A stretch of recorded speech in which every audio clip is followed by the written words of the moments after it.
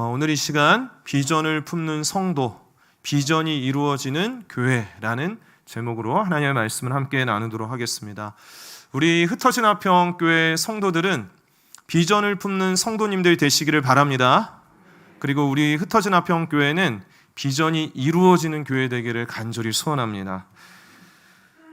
지난 그 세미나 때 목회자 선교사님들은 약 50명, 그리고 목사님께서 강의하시는 대학원에서 공부하시는 목사님들이 한 15분, 그리고 평신도 지도자들이 30명 정도 해서 약 한 90여 명, 100명 가까운 분들이 세미나에 참석을 하셨어요.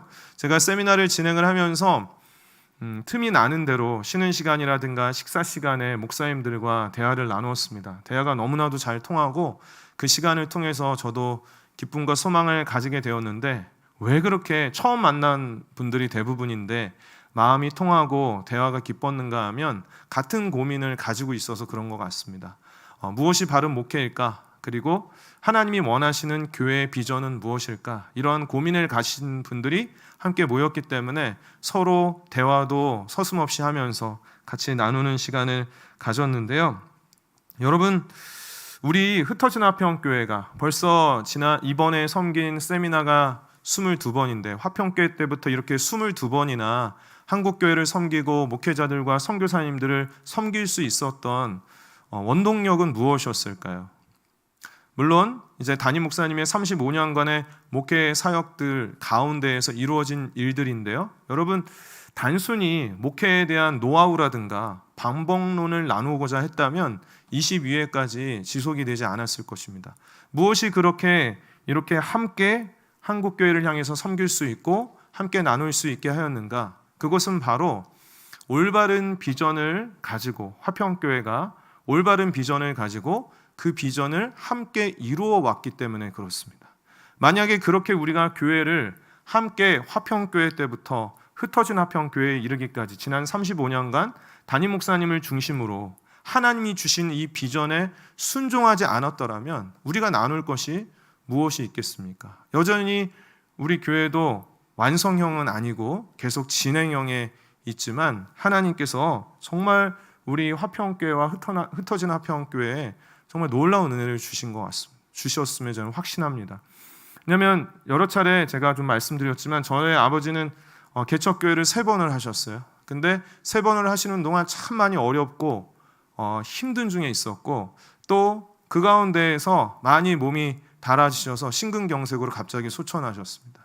근데 그러한 과정들을 제가 보면서 정말 교회가 바른 비전을 가지고 그 비전이 이루어지는 것이 얼마나 귀한가를 몸소 마음에 담게 되었습니다. 이 땅에 많은 교회들이 있습니다. 근데 그 모든 교회들이 바른 비전을 가진 것은 아닙니다. 또 비전을 가졌다고 해서 그 비전을 계속해서 이루어가는 교회가 생각보다 많지 않다라는 것입니다. 굉장히 많이 안타깝다라는 것이죠. 그런 점에서 우리 흩어진 화평교회, 화평교회는 최상태 담임 목사님을 통해서 하나님께서 주신 비전을, 그 비전을 성도들이 순종함으로 마음에 품고 이 교회가 그 비전을 이루어 왔다는 것만으로도 놀라운 축복과 은혜가 있는 교회인 줄을 믿습니다. 그렇기 때문에 우리가 한국교회를 위해서, 목회자와 선교사님들을 위해서 선교적인 공동체로 함께 나눠갈 수가 있다라는 것이죠. 이런 말이 있습니다. 역사를 잃어버린 민족에게는 미래가 없다. 비전을 잃어버린 교회, 비전을 잃어버린 성도는 미래가 없습니다. 우리가 이 비전을 계속해서 품고 나아가서 정말 이 비전을 통해서 하나님께서 또 놀라운 일들을 이루어 가실 줄을 믿습니다. 오늘 말씀은 서두에는 화평교회와 흩어진 화평교회 주신 그 비전들을 한번 돌아보고요. 그리고 그 비전을 우리가 계속해서 이루어갈 때 어떠한 마음으로, 어떠한 신앙의 자세를 가지고 이 비전을 우리가 함께 이루어가야 할지에 대해서 나누도록 하겠습니다. 먼저 우리 화평교회의 개척 설립 비전이 35년 전에 무엇이었습니까? 그것은 바로 배우고 가르치며 행하는 교회였습니다. 참 성경적인, 성경 모든 민족을 제자로 삼아 분부한 모든 것을 가르쳐 지키게 하라. 세상 끝날까지 올 때까지 이 성경적인 비전이죠. 주님이 주신 지상사역의 비전을 가지고 한 사람 철학, 한 사람이 세우는 제자 훈련, 계속해서 한 사람을 세우는 그러한 비전을 가지고 시작이 되었죠. 어디에서요? 사진을 그냥 계속 보겠습니다. 위도 상가에서, 이렇게 작은 상가에서 시작된 교회.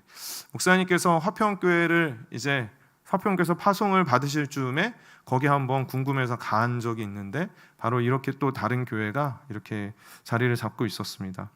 화평교회 10주년의 비전이 있습니다. 그것은 크게 두 가지죠. 평신도를 지도자로 세우는 교회, 소그룹 중심으로 성숙해가는 교회. 평신도를 지도자로 세우는 교회는 개척 설립 비전과 맞닿아 있습니다. 한 사람을 온전히 세우는 교회가 되자, 제자 훈련하는 교회가 되자, 행사 중심이나 다른 것들 이벤트 중심으로 가는 것이 아니라 한 사람을 세우는 교회가 되자. 그런데 10년이 되었을 때 이렇게 훈련된 평신도들이 어떻게 같이 영적인 재생산이 일어나고 섬길 수 있는 장이 있을까? 그러한 사역들을 통해서 소그룹 중심으로 성숙해가는 교회라는 비전을 가지고, 담임 목사님께서 25년 전에 가정교회라는 모델이 없었을 때 같이 그 비전을 나누고 시작을 했어요. 그래서 그 소그룹 안에서 우리가 보았듯이 놀라운 일들이 많이 일어나고 영적인 성숙이 일어나게 되고, 그 소그룹 중심으로 해가지고 함께 성장할 수 있는 그런 교회가 되었다라는 것이죠. 여러분, 이러한 비전들이 이루어 주신 것이 저는 너무 놀랍고 참 감사합니다. 물론 그 현장에 있지는 않았지만 돌아보았을 때 정말 참 복되다라는 생각이 들어요. 화평교회 20주년 비전이 있습니다. 그 비전은 모이는 교회에서 이제는 흩어지는 교회로라는 비전이에요. 함께 평신도를 지도자로 삼는 교회로서, 또 이제는 소그룹 중심으로 성숙해가는 공동체로서 참 많은 은혜를 주시고요. 이제는 또 새로운 곳에 건축도 하게 되고 교회가 많이 세워졌지만, 그때 20주년이 되었을 때 비전 2020 선포하면서 7대 비전을 구체적으로 선포를 했어요. 이제는 우리 안에 주신 그러한 은혜들을 계속 흘려보내야 된다. 이제는 흩어지는 교회로, 한 곳에 머무는 공동체가 아니라 형제 교회들을 흩어지는 교회로 계속해서 세워나가게 하셨어요. 놀라운 거는 비전 2020을 외쳤던 그 당시에 이제 순서지가 있는데, 이때가 이제 2008년 3월 2일이죠. 그때 이제 비전 축제를 할 때 비전 2020 해서 흩어지는 교회로라는, 이제 모이는 교회에서 ht어지는 교회로 가야 된다라는 비전을 선포했는데, 계속해서 그 뒤로 교회가 개척이 되고, 이제는 담임 목사님께서 놀라운 2020년에 흩어진 화평교회를 또 개척을 하셨어요. 그래서 그 비전이 슬로건으로 우리는 모이는 교회가 아니라 흩어지는 교회 돼야 돼, 슬로건으로만 자리 잡은 것이 아니라 하나님께서 비전 2020 흩어지는 교회로, 또 흩어진 화평교회가 세워지고, 우리가 가진 비전이 무엇입니까? 주보에 늘 맨 앞에 자리하고 있어요. 통전적인 선교 공동체, 지역사회에 선한 영향을 주는 공동체, 다음 세대를 일으키는 공동체. 우리에게 이러한 비전이 있어요. 그러면 이제는 3년 동안 이 비전을 통해서 이루어 주신 또 열매들이 있고, 앞으로 우리가 이 비전을 함께 이루어 가야 합니다. 왜 이렇게 갑자기 설립 감사 예배도 아닌데 이렇게 비전을 돌아보는가? 다시 한번 우리가 생각을 할 때 한국교회를 섬길 수 있는 그런 세미나를 하고 바른 목회와 주님이 원하시는 교회를 세우기에 고민하는 목회자들과 선교사님들이 함께 우리가 섬길 수 있었던 것은 화평교회와 흩어진 화평교회에 주신 그 비전은 하나님께서 주시는 것인데, 교회의 영적인 리더인 담임 목사를 통해서 선포가 됩니다. 그리고 그 비전을 품었고 순종했고, 그리고 그 비전을 이루어가는 이 일들을 통해서 하나님께서 원하시는 교회, 그리고 이 교회를 통해서 여전히 역사하신다라는 것입니다. 저는 간절히 소망합니다. 우리 흩어진 화평 공동체가 진짜 이 비전을 품고, 그리고 그 비전을 이루어가는 은혜가 있기를 바랍니다. 그래서 10년, 20년 그 뒤에도 언젠가 돌아보았을 때 그 흩어진 화평교회는 최상태 담임 목사님께서 개척하셨고, 그렇게 진짜 통전적인 선교 공동체라는 비전을 가졌는데, 그 공동체는 참 선교적인 공동체로 성장했고 성숙하는 공동체라는 그런 돌아보는 은혜가 있기를 바랍니다. 오늘 말씀으로 돌아와서 오늘 말씀을 통해서 갈렙이라는 사람을 보도록 하겠습니다. 그 갈렙은 비전을 품은 사람이었고, 그 비전을 이루어간 사람이었다라는 것이에요. 어떻게 그 갈렙이 비전을 이루어갔는가? 6절 말씀에 보시면 그때 유다 자손이 길갈에 있는 여호수아에게 나오고 그니스 사람 여분네의 아들 갈렙이 여호수아에게 말하되 여호와께서 가데스 바네아에서 나와 당신에게 대하여 하나님의 사람 모세에게 이르신 일을 당신이 아시는 바라. 자, 지금 그 유다 지파와 그리고 지금 갈렙이 여호수아에게 나오고 있어요. 어디에 있는 여호수아에게 왔는가?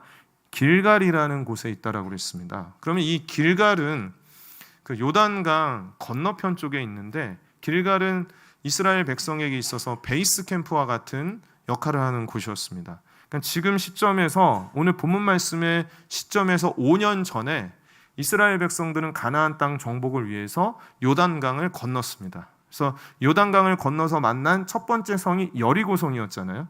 그 여리고성을 하나님의 은혜로 전복하고 그 다음에 자리를 잡은 곳이, 진을 친 곳이 길갈이라는 곳이에요. 그 길갈이라는 곳을 베이스 캠프로 해서 처음에 가나안 땅을 어디를 공략했는가? 북쪽을 공략을 했습니다. 그래서 북쪽을 정복하고 지난 5년 동안 정복했다라는 거예요. 이제는 어디가 남았는가? 남쪽 지방이 남아 있었어요. 그리고 남쪽 지방을 정복을 할 때 처음 만나게 되는 데가 바로 헤브론, 그것도 헤브론 산지였습니다. 이제는 남쪽 지역을 가야 되는데 그 헤브론이라는 지역을 그 누구도 선뜻 나눠서 우리 지파가 그 땅을 차지하겠다라는 사람이 없었습니다. 왜냐하면 그 땅에는 아낙 자손이 살고 있었거든요. 제 친구 중에서 개척교회를 섬기는 친구가 있는데 저는 그 친구에게 그 키가 굉장히 부럽습니다. 키가 한 186 정도 되는데 저도 뭐 보시기에는 근접해 보이시죠? 예, 근데 비웃음이 그렇습니다. 그래서 그 친구 제가 별명을 아낙자손이라고 했거든요. 아낙자손. 그러니까 키가 굉장히 커요. 그래서 그 키 큰 사람들이 헤브론 땅에 살고 있었어요. 그러니까 선뜻 어느 지파가 나서서 우리가 그 땅을 차지하겠습니다라고 하지를 않았다라는 거예요. 근데 갈렙이 이렇게 이야기하고 있는 것입니다. 본문 말씀의 12절 말씀에 보시면 그날에 여호와께서 말씀하신 이 산지를 지금 내게 주소서. 당신도 그날에 들으셨거니와 그곳에는 아낙 사람이 있고 그 성읍들은 크고 견고할지라도 여호와께서 나와 함께 하시면 내가 여호와께서 말씀하신 대로 그들을 쫓아내리다 하니라고 하고 있습니다. 갈렙의 고백입니다. 이 산지를 지금 내게 주소서. 헤브론 산지를 지금 내게 주소서라고 하고 있어요. 갈렙은 이 땅을 본 적이 있습니다. 언제 봤냐면 45년 전에 봤어요. 45년 전에 12명의 정탐꾼을 가데스 바네아에서 보냈잖아요. 그래서 40일 동안 쭉 돌아봤어요. 그 정탐의 여정 중에 헤브론도 있었고 갈렙도 분명히 45년 전에 그 헤브론을 보았을 것입니다. 근데 그 갈렙은 그 땅을 잊지 않았습니다. 마음에 품고 비전으로 간직했다라는 거예요. 그리고 45년이 지난 지금 40년 광야를 방황을 했죠. 그리고 5년이 지난 이제 북쪽 땅을 차지하고 남쪽 땅을 차지할 때 5년이 지난 지금 갈렙은 여전히 그 땅의 비전을, 그 땅에 대한 비전을 품고 있었습니다. 그리고 그 비전을 가지고 여호수아에게 말하는 것이죠. 이 산지를 지금 내게 주소서. 비전을 품고 그 비전을 이루어 가기 위하여서 그렇게 선포하고 나아가고 있는 거예요. 여러분, 갈렙은 정말 그 45년 전에 정탐을 할 때 하나님이 원하시는 그러한 정탐을 했습니다. 그런데 여호수아와 갈렙을 제외한 10명의 정탐꾼들은 어떻게 보고했는가 하면 민수기 13장 33절 말씀에 보면 거기서 네피림 후손인 아낙 자손의 거인들을 보았나니, 구체적으로는 헤브론 산지에서 보았겠죠. 그들이 거기에서 살고 있었으니까 우리는 스스로 보기에도 메뚜기 같으니 그들이 보기에도 그와 같았을 것이라. 이 메뚜기는 그 당시에 식용이었습니다.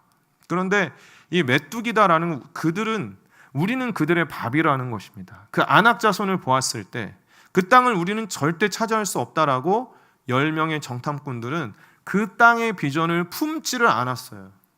우리는 안 됩니다. 할 수 없습니다. 아낙 자손이 딱 버티고 있습니다 라는 생각을 가지고 품지 않았다라는 것입니다. 근데 갈렙은 그 비전을 품었어요. 결과는 어떻게 되었습니까? 이 10명의 정탐꾼들의 이야기를 듣고 이스라엘 백성들 밤새 울면서 왜 우리를 여기까지 와서 죽게 하느냐라고 하면서 애굽에 돌아가게 해달라고 할 때 여호수아와 갈렙 이 두 사람만 비전을 품었어요. 결과가 어떻습니까? 그 두 사람만 출애굽의 1세대 중에서 가나안 땅을 밟은 사람, 비전을 성취한 사람이 되었다라는 것입니다. 나머지 사람들 그 비전을 하나님이 주신 약속을 믿지 않고 품지 않은 자들은 어떻게 됐습니까? 광야에서 헤매이다가 죽었다라는 거예요. 약속의 땅, 그 비전을 나아갈 수가 없었다라는 것입니다. 여러분, 우리에게 주신 비전들이 있습니다. 통전적인 선교 공동체로서 지역사회와 다음 세대를 향한 비전이 있습니다. 근데 이 비전을 이루어 간다는 것은 마치 헤브론 산지의 아낙 자손을 대하는 것과 같습니다. 참 쉽지가 않습니다. 눈에 보이는 이스라엘 백성들 다른 정탐꾼들이 보았던 것처럼 참 쉽지가 않습니다. 흩어진 화평교회가 개척되고 나서 코로나 시기가 바로 왔습니다. 근데 그 비전을 우리는 놓지 않았잖아요. 그렇죠? 계속해서 이 일들을 통해서 또 포스트 코로나 시대 이후에 한국교회에 많은 위기들이 닥쳐오고 있고 이번에 목회자들과 대화를 하면서 상당히 어려운 현실들을 마주하고 있는 목회자들을 보았습니다. 그렇다고 우리가 우리에게 주신 이 비전을 놓아야 될까요? 경제가 많이 어렵습니다. 여러 가지로 다음 세대가 지금 다른 세대가 되고 있습니다. 참 어려운 순간에 있습니다. 그러면 우리가 과연 이 비전을 우리가 계속해서 이루어 갈 수 있는가? 안악자손과 같은 그런 상황들은 우리 앞에 계속해서 나타나게 될 것입니다. 그러나 이 갈렙은 비전을 품었다라는 것입니다. 이 비전을 품고 나아갔다라는 것이에요. 어떻게 이렇게 비전을 품을 수 있었는가? 7절 말씀해 보시면 갈렙이 이렇게 말합니다. 내 나이 40세에 여호와의 종 모세가 가데스바네아에서 나를 보내어 이 땅을 정탐하게 하였으므로 내가 성실한 마음으로 그에게 보고하였고, 비전을 품는 성도와 비전을 이루어지는 교회의 특징이 있습니다. 그것은 성실한 마음을 가지고 있다는 것입니다. 영어 성경어는 faithful이라고 되어 있고 그리고 가끔 번역이 미쁘다라는 표현들이 있잖아요. 그게 바로 이 신실하다, 믿음직하다라는 표현이에요. 비전을 품을 수 있고 비전을 이루어가는 그러한 교회는 성실한 마음을 가지고 있다라는 것이죠. 그러면 이 성실한 마음이 무엇일까? 이 갈렙은요 성실한 마음으로 보고를 했다라고 그랬습니다. 민수기 14장 7절과 8절 말씀해 보시면 이스라엘 자손의 온 회중에게 말하여 이르되 우리가 두루 다니며 정탐한 땅은 심히 아름다운 땅이라. 갈렙의 보고입니다. 여호와께서 우리를 기뻐하시면 우리를 그 땅으로 인도하여 들이시고 그 땅을 우리에게 주시리라. 이는 과연 젖과 꿀이 흐르는 땅이니라. 갈렙은 정탐 보고를 이렇게 했습니다. 심히 아름다운 땅입니다.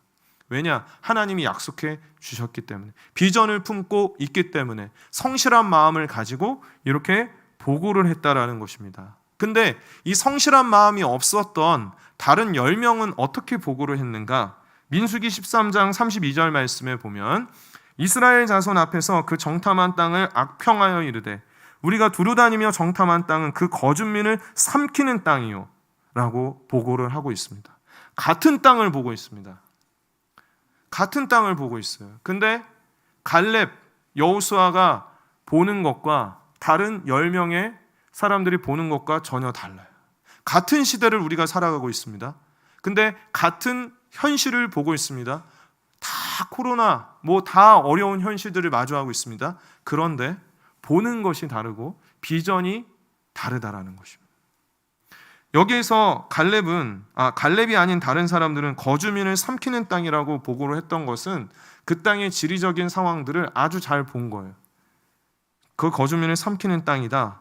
그래서 거주민을 왜 삼킨다라는 전쟁을 의미를 하는데, 그쪽에 이제 지리학적으로 가나안 땅이 서쪽으로 가면, 왼쪽으로 가면 이제 그 아시아가 있고, 밑으로 내려가면 아프리카가 있고, 올라가면 유럽이 있잖아요. 그러니까 지정학적으로 다 대륙의 통로가 되니까 여기 치이고 저기 치이고, 이집트가 있고 다른 바벨론과 같은 나라들이 있고 그 사이에 끼인, 그러니까 우리나라도 비슷하죠. 러시아나 중국, 또 해양 세력으로는 뭐 일본 중간에 끼어서 역사학자들이 작은 침략까지도 합치면 약 900번의 침략을 당했다라고 하는데, 그 가운데에서도 이렇게 나라가 참 건실하게 세워진 것은 복음의 힘인 줄을 믿습니다. 그런데 이 이스라엘이 그러한 가나안 땅을 정탐해 보니까 그러한 땅이었다라는 거예요. 그래서 거주민을 삼키는 땅입니다. 갈 땅이 전혀 아닙니다. 우리가 품을 비전이 아닙니다. 너무 어렵습니다. 안 됩니다라고 하고 있고, 방금 본 32절 말씀에 또 하반절에 보면은 거기서 본 모든 민족은 신장이 장대한 자들이다. 이들이 성실한 마음으로 보고하고 있지 않기 때문에 어떻게 하는가 하면 거기서 본 모든 자들이 장대하다라고 했습니다. 모든 자들이 장대한 것은 아니었어요. 헤브론 땅에 사는 아낙 자손은 장대했습니다. 그런데 다른 땅의 사람들은 그렇지 않았습니다. 근데 그런 것들을 성실한 마음, 하나님의 약속을 붙드는 마음이 없었으니까 부정적인 마음으로 부풀려 가지고 거기는 다 장대한 자들이다. 들어갈 땅이 아니, 우리가 품을 비전이 아니다라고 하는 것이죠. 과장과 선동을 해서 결국에는 다른 이스라엘 백성들이 그래, 우리는 그 땅을 품을 수 없겠네. 그 비전을 가질 수가 없겠네. 통전적인 선교 공동체? 지금 어떻게 그렇게 교회 유지하기도 힘든데 선교 공동체가 될 수 있어? 이 시대 너무 어려워. 그렇게 과장하고 성실한 마음 없이 대하는 것이 아니라 진짜 그 성실한 마음, 하나님의 약속을 믿는 그러한 신실한 마음을 가질 때, 페이스풀, 하나님 앞에서 정말 성실한 마음을 가지고 나아갈 때 하나님께서는 그 품은 성도들을 통해서 하나님의 그 비전을 이루어 갈 줄을 믿습니다. 우리의 마음속에 성실한 마음, 하나님을 향한 온전한 마음이 있기를 간절히 바랍니다. 8절 말씀입니다. 8절 말씀에 보면 나와 함께 올라갔던 내 형제들은 백성의 간담을 높게 하였으나 나는 내 하나님 여호와께 충성하였으므로. 갈렙의 고백입니다. 비전을 품는 성도, 비전이 이루어지는 교회, 어떠한 성도인가? 하나님께 충성하는 자라는 것입니다. 하나님께 충성하는 성도가 비전을 품을 수 있고 그 비전을 함께 이루어갈 수가 있습니다. 오늘 본문 말씀의 14절 말씀에 보면 이 충성한다라는 것의 의미가 무엇인가 하면, 여기에서 14절 말씀에 이는 그가 이스라엘의 하나님 여호와를 온전히 쫓았음이라, 이 갈렙에 대해서 말을 하고 있는데, 온전히 쫓았다라는 이 원어와 아까 하나님께 충성했다라는 그 원어가 같습니다. 원어로 보면 같습니다. 근데 해석이 될 때 여기에서는 하나님께 충성했다라고 했고, 여기에서는 하나님을 온전히 쫓았다라는 라고 이렇게 번역을 한 것입니다. 그러면 성경학자들이 실수했느냐? 그렇지 않습니다. 그러한 의미가 가지고 있다라는 거예요. 그래서 방금 띄워주신 말씀 다시 한번 보여주시겠어요? 민수기 14장 24절에서도 이렇게 말씀하고 있습니다. 같이 한번 읽을까요? 시작. 그러나 내 종 갈렙은 그 마음이 그들과 달라서 나를 온전히 따랐은즉 그가 갔던 땅으로 내가 그를 인도하여 드리리니 그의 자손이 그 땅을 차지하리라. 하나님께서 그 땅, 그 비전을 이루어가게 하셨는데 어떻게 하셨습니까? 갈렙이 나를 온전히 따랐다라고 했습니다. 이것이 충성된 마음이에요. 하나님께 충성하기를 바랍니다. 그러면 비전이 이루어질 것입니다. 그 비전은, 충성한다라는 것은 무슨 뜻이에요? 하나님 온전히 따라가는 거예요. 여러분, 하나님 따라가려면 하나님 앞에 있어야 될까요? 뒤에 있어야 될까요? 뒤에 있어야 돼요. 그러면 여러분, 하나님 늘 뒤에 계시죠? 하나님 따라오세요. 하나님, 제가 이거 참 좋은데요, 하나님 좀 따라오세요. 하나님 도와주세요. 사사기 말씀을 우리가 지금 11월이 거의 가고 있는데 9월, 10월, 11월 3달 동안 사사기 말씀 보면서 새벽마다 함께 나누고 하면서 저도 참 많이 은혜를 받았습니다. 사사시대의 특징이 무엇입니까? 각기 자기의 소견에 옳은 대로 행하더라는 거예요. 거기서 보니까 하나님보다 다 앞서가고 있습니다. 하나님 따르고자 하는 자들이 별로 없습니다. 하나님 자기가 다 정합니다. 다 합니다. 전쟁을 치릅니까? 하나님 앞에 묻는 것이 아니고 전쟁 치를 것도 다 정해놓고 나중에 형식적으로 묻습니다. 어떻게 싸워야 될까요?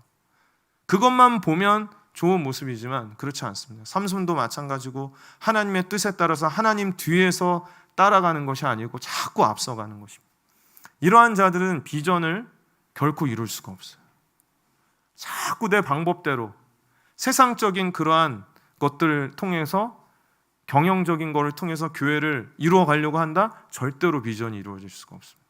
하나님을 묵묵하게 따라가는 것, 그것이 바로 충성하는 자였다라는 것입니다. 그리고 또 하나, 충성하다라는 것에 다른 의미가 있습니다. 충성은 원어로 말레라고 합니다. 말레, 충성, 말레. 이것의 의미는 성취하다, 수행하다라는 뜻이 있습니다.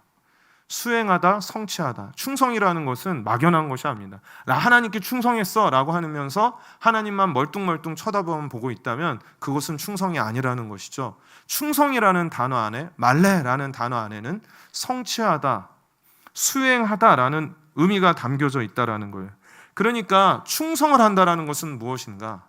구체적으로 우리가 그 주신 비전을 따라서 우리에게 주어진 일들을 감당해 나가는 거예요. 지난 35년간 비전이 실행이 될 수가 있고 비전의 열매를 맺을 수 있었던 것은 담임 목사님과 사모님을 시작으로 해서 그 비전을 품고 자신의 자리에서 수행을 하고 충성되게 실행하는 자들을 통해서 이루어갔다라는 거예요. 갑자기 그냥 뻥 터지듯이 그렇게 된 것이 아니라 진짜 많은 기도와 눈물과 땀과 헌신들을 통해서, 우리 흩어진 화평교회가 통전적인 선교 공동체라는 비전을 가지고 있다면 우리 성도 한 명 한 명이 그 비전을 품고 무언가를 수행하고 실행해 나아가야 합니다. 여러분, 디커피에서 샷을 하나 내리는 것도 지역사를 향한 그 비전에 우리가 수행을 하고 충성을 하는 것입니다. 주일마다, 토요일마다 함께 가정교회별로 모여서 식사를 준비하거나 함께 공동체를 위해서 바닥을 쓸고 닦는 것, 음향을 조절하는 것, 악기를 하는 것, 찬양을 하는 것, 각자가 주어진 모든 것들을 우리가 수행하고 하나님께 충성되이 한 명 한 명이 그 사명을 감당할 때 그 비전이 이루어질 수 있다라는 거예요. 정말 우리가 하나님께 그렇게 구체적으로 충성하기를 바랍니다. 마지막으로 11절 말씀을 함께 보겠습니다. 11절 말씀에 보시면 모세가 나를 보내던 날과 같이 오늘도 내가 여전히 강건하니 내 힘이 그때나 지금이나 같아서 싸움에나 출입에 감당할 수 있으니. 갈렙의 고백입니다. 비전을 품는 성도, 비전이 이루어지는 교회는 여전히 강건하다라는 것입니다. 갈렙의 고백과 같이 모세가 나를 보낸 날과 같이 오늘도 내가 여전히 강건하니 I am still as strong. 나는 여전히 강건합니다. 이 말이 무슨 말입니까? 갈렙이 지금 정탐을 할 때는 40세였는데 이제 이 땅을 품고 그 비전을 향해서 갈 때에는 85세가 되었어요.